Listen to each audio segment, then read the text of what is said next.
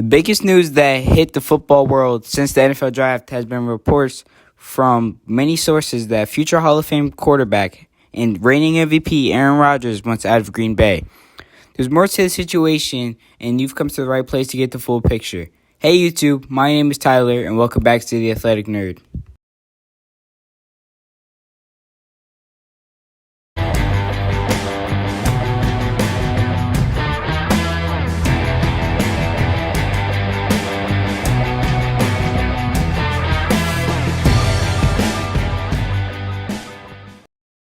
Now, the first thing I would like to discuss is when.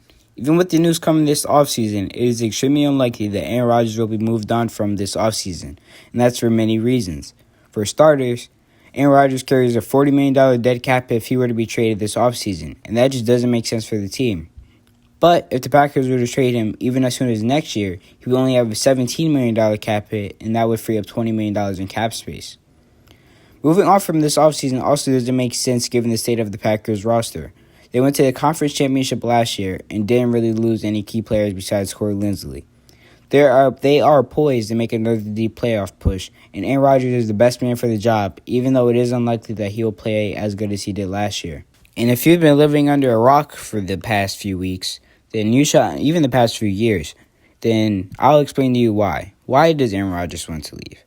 The obvious answer is pointing at them drafting Jordan Love, even though I don't think that was too bad of a pick.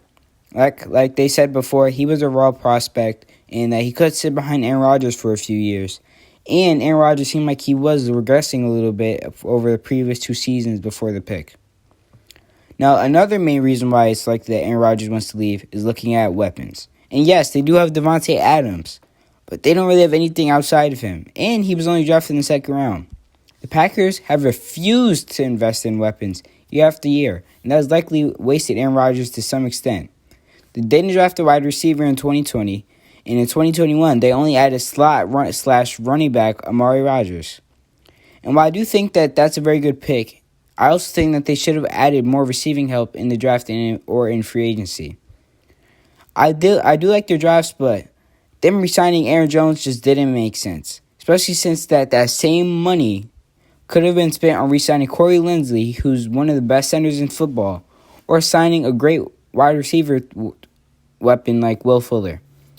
And re-signing Aaron Jones also makes the A.J. Dillon pick look questionable, which they could have used on a wide receiver, even though he is poised for a larger role this offseason. They filled every need but wide receiver on this roster. And another reason why I think that why Aaron Rodgers is angry at the Packers, is the fact that the nail in the coffin was Matt LaFleur taking the ball out of Aaron Rodgers' hands in the conference championship, which likely prevented them from winning the game, maybe, and even potentially winning the Super Bowl. Now, where should he land if he gets traded? I think that there are 4 real options. Now, there are things in common for all 4 of these teams.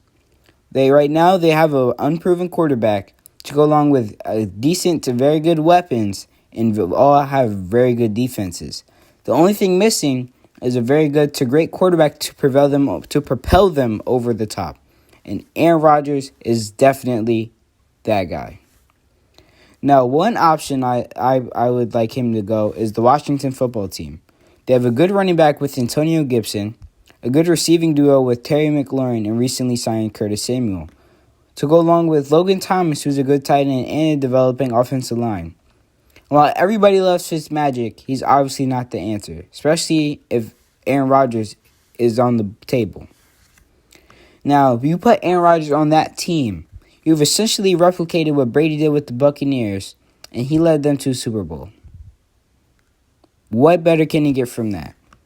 Now, another option is the Dolphins. Now, obviously, the Dolphins, they did draft Tua Tagovailoa with the 5th pick in the 2020 NFL Draft, have been one of the main teams rumored for Deshaun Watson, and there's good reason for that.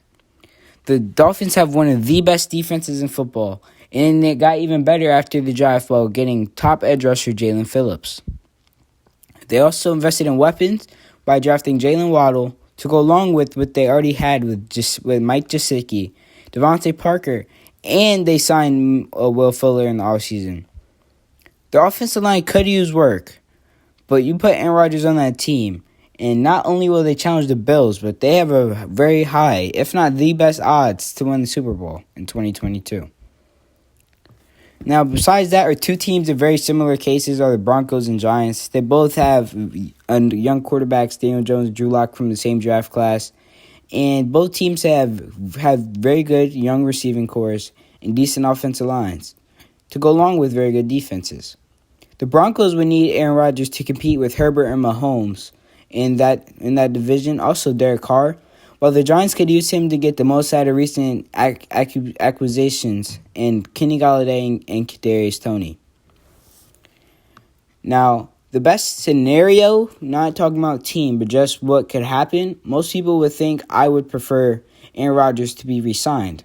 And not re-signed, for the relationship to be fine.